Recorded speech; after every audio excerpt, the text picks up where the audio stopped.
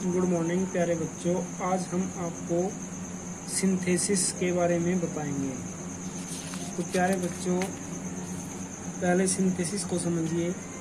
Synthesis of sentences को बोलचाल की भाषा में सिंथेसिस ही कहा जाता है। सिंथेसिस वाक्यों का संयोजन। एनालिसिस वाक्य विच्छेद की प्रतिकूल क्रिया है। सिंथेसिस में दो या दो से अधिक सिंपल सेंटेंस को मिलाकर एक सिंपल, कॉम्प्लेक्स या कंपाउंड वाक्य बनाते हैं। अब जो सिंथेसिस के रूल हैं उनको समझिए। प्यारे बच्चों, आप सभी को ये उदाहरण एग्जाम्पल ध्यानपूर्वक समझने हैं। ये देखिए, बाय यूजिंग ए पार्टिसिपल। इन वाक्यों को यहाँ से पढ़िए। नेक्स्ट पेज पर हैं, यानी कि तीनों पार्टिसिपल से बनाए हुए दिखाए गए हैं। प्रेजेंट पार्टिसिपल, पास्ट पार्टिसिपल और आपका परफेक्ट पार्टिसिपल। अब है आपके नियम की सारणी। उपर्युक्त उदाहरणों के वाक्य 3 खंडों में विभाजित हैं। प्रत्येक उदाहरण में 2 वाक्य हैं जिनको मिलाकर एक सिंपल सेंटेंस बनाया गया है। खंड ए के वाक्यों में प्रेजेंट पार्टिसिपल, खंड बी में पास्ट पार्टिसिपल और खंड सी में परफेक्ट पार्टिसिपल। तो प्रेजेंट पार्टिसिपल में वर्ब की फर्स्ट फॉर्म के अंत में आईएनजी बढ़ाते हैं, जैसे jump plus ING jumping, hear plus ING hearing, was plus be की सेकंड फॉर्म है। अतः वाज का प्रयोग होने पर बीइंग का प्रयोग प्रेजेंट पार्टिसिपल की तरह होता है।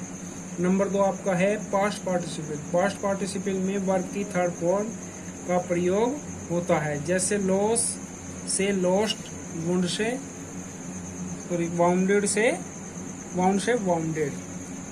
अब आपका है परफेक्ट पार्टिसिपल। परफेक्ट पार्टिसिपल में हम क्या करते हैं, हैविंग के साथ वर्ब की थर्ड फॉर्म का प्रयोग होता है, जैसे टेक से हैविंग टेकन, क्लीन से हैविंग क्लीन्ड, फिनिश से हैविंग फिनिश्ड। पार्टिसिपल, जो आपके पार्टिसिपल हैं उनके उदाहरणों को भी समझिए। जैसे ये है पहला आपका ए, हमारा जो है ये प्रेजेंट पार्टिसिपल से बना है। ही जंप्ड अप, ही रन अवे। तो जंपिंग अप, ही रन अवे, यानी कि वर्ब में आईएनजी जोड़ने से हमारा प्रेजेंट पार्टिसिपल बनेगा।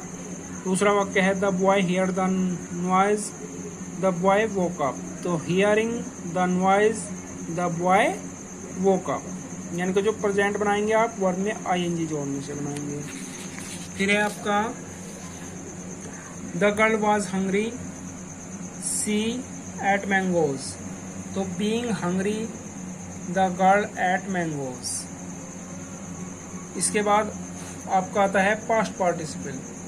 पास्ट पार्टिसिपल में अभी हमने आपको समझाया था क्या करते हैं कि वर्ब की इसमें थर्ड फॉर्म लगाते हैं। जैसे ये है I found my purse, the crush was lost.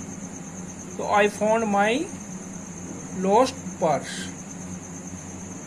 इस तरह से नेक्स्ट वाक्य I saw a soldier, he was wounded.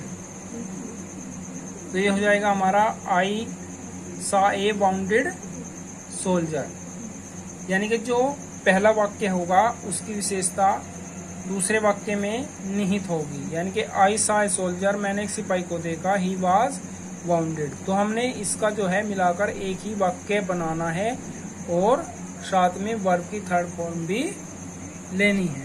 तो ये हो जाएगा हमारा I saw a wounded soldier.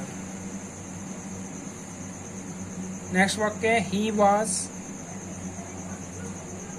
Tried of play, he sat down to rest. तो ये हो जाएगा being tired of play, he sat down to rest. Next वाक्य he he took his food, he went out to office. तो having taken his food, he went out to office, यानी कि having के साथ थर्ड फॉर्म ये हमारा आता है परफेक्ट पार्टिसिपल। तो प्यारे बच्चों, ये आपके समझ में आए होंगे। थैंक्स।